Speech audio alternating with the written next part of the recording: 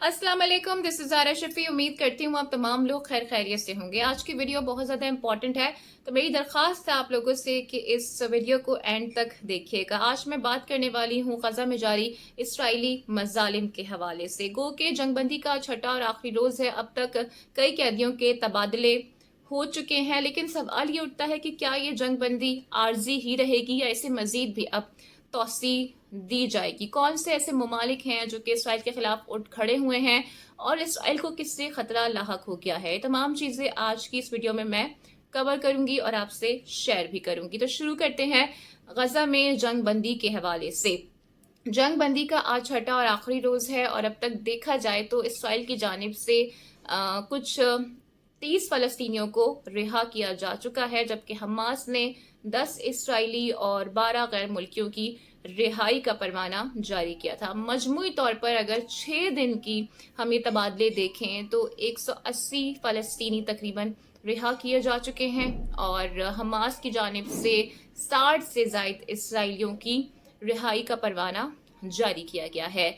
अब सवाल ये पैदा होता है कि क्या ये जंगबंदी आर्जी ही रहेगी या इसे मजीद तोसी दी जाएगी। तो कतर इस सारे मामले में इंटरवीन कर रहा है और कतर की काविशों की बदौलत ही ये निगोसिएशंस के डायलॉग हो पाए थे और अभी भी यही इम्कान जाहिर किया जा रहा है कि कतर में हमास और इसराइल के ऑफिशियल मौजूद हैं जो कि बातचीत कर रहे हैं, निगोसिएशंस कर रहे हैं और उम्मीद यही की जा रही है कि इस जंग बंदी में अब मजीद भी तोसी होगी और इस सारे मामले पर अब सीज फायर का होना बहुत ज़्यादा ज़रूरी हो चुका है। इसी असना में हमास के स्पोक पर्सन हैं उसामा हमदान, जिनकी जानिब से ये क्लेम किया गया है कि ग्राउंड ऑपरेशंस में इस बार इसराइल को बहुत ज़्यादा नुकसान पहुंचा है और यही वजह है कि इसराइल पसपाई पे मजबूर हुआ। साथ साथ उनकी जानिब से ये भी क्लेम किया गया है कि अगर हमास के पास इसराइल के यरगमाली ना होते, कैदी ना होते,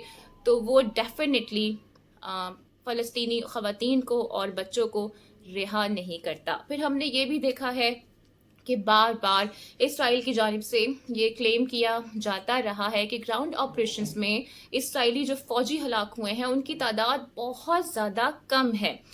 लेकिन ये एक गलत दावा था, इसलिए क्योंकि अब जब सीज फायर हुआ है, आर्जी जंगबंदी हुई है, तो मीडिया को थोड़ा सा ओपनली और फ्रीली रिपोर्ट करने का मौका मिला है और इसमें ये अब इंकशाफ हो रहे हैं। जो इसराइल तादाद बता रहा है इसराइली फौजी की हलाकत से मुतालिक, वो बिल्कुल गलत है और इससे कहीं ज़्यादा उन्हें नुकसान पहुंचा है। फिर एक इंकशाफ ये भी हुआ है कि इसराइली फौजी अभी भी हज़ारों की तादाद में जख्मी हैं और सबसे बड़ी खबर इस मुतालिक ये भी सामने आई है, जो कि हमास की जानिब से भी क्लेम किया जा रहा है कि हमास के मुजाहिदीन की जानिब से इन सहमनी फौजियों को रिस्ट्रिक्ट कर दिया गया और गाज़ा की 80% आबादी को ये छू नहीं सके, वहाँ पर ये एंटर भी नहीं हो पाए हैं।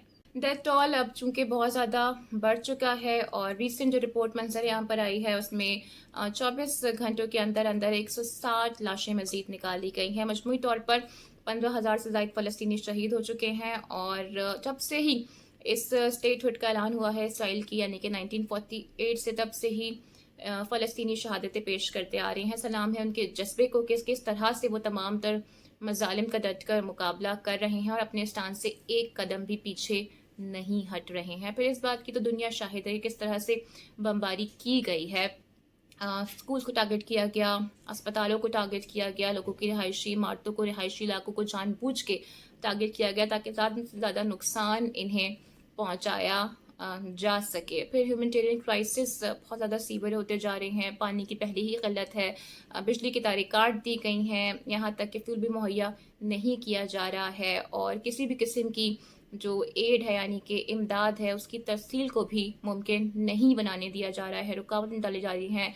एड जो कि पहुंचनी है रफ़ा के रास्ते यानी कि इजिप्ट बॉर्डर के रास्ते, उसे भी रोका जा रहा है क्योंकि इसराइल बार बार ये क्लेम करता है कि उन्हें ये लगता है कि तमाम तर एड पहुंचेगी हमास के ऑपरेटिव्स तक और इस एड की मदद से फिर वो मज़ीद भी इसराइल पर अटैक लॉन्च کریں گے، لیکن اسرائیل کے لیے بھی صورتحال بہت زیادہ آئیڈیل نہیں ہے، گو کہ وہ اتنے زیادہ مظالم ڈھا رہے ہیں فلسطینیوں پہ، لیکن اس کے باوجود بھی انہیں بھی مزاحمت کا اب سامنا کرنا پڑ رہا ہے۔ حزب اللہ کی جانب سے بھی اسرائیل کو مزاحمت کا سامنا ہے، اور اس کے علاوہ یمن کی جانب سے بھی اب ایک لیٹسٹ ویڈیو جاری کی گئی ہے، اس میں دیکھا جا سکتا ہے کہ ہزاروں کی تعداد میں یمنی فوج مارچ کرتی ہوئی نظر آ رہی ہے۔ پھر یہ بھی خبر سرکولیٹ ہو رہی ہے کہ یمن نے جی سعودی عرب سے بات کی ہے اور ان سے ایک پیسج مانگا ہے، ایک راستہ مانگا ہے، اور انہوں نے یہ کہا ہے کہ بے شک آپ انٹروین نہیں کریں لیکن ہمیں جانے کا راستہ دے دیں۔ تو اس خبر نے بھی اب اسرائیل کے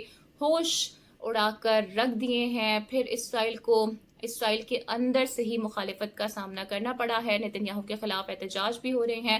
پھر ان کے ہی اپوزیشن لیڈر کی جانب سے نیتن یاہو کے خلاف نو کانفیڈنس موشن لانے کی تیاری کر لی گئی ہے، جو کہ غالباً اب سے کچھ دنوں میں شاید پیش بھی کر دی جائے گی، اور امید بھی یہ ظاہر کی جا رہی ہے کہ کثرت رائے سے وہ منظور بھی ہو جائے گی، اور ایسا ہوتا ہے تو نیتن یاہو اپنی کرسی گوا بیٹھیں گے۔ اور پھر یہ تو جی تاریخ میں ہے کہ جب آپ ظلم اتنا کرتے ہیں اور ظلم جب زیادہ بڑھ جاتا ہے تو اسے ختم ہونا ہی پڑتا ہے۔ تو امید یہ کرتے ہیں کہ گڈ سینس پریویل کرے اور سیز فائر ہو، یہ معاملہ یہیں پر ختم ہو، اور جو یہ قیدیوں کا تبادلہ ہے یہ کنٹینیو رہے اور دونوں طرف سے رہے، اور جو بھی سلیوشن ہے اس کا وہ جلد سے جلد ممکن ہو پائے۔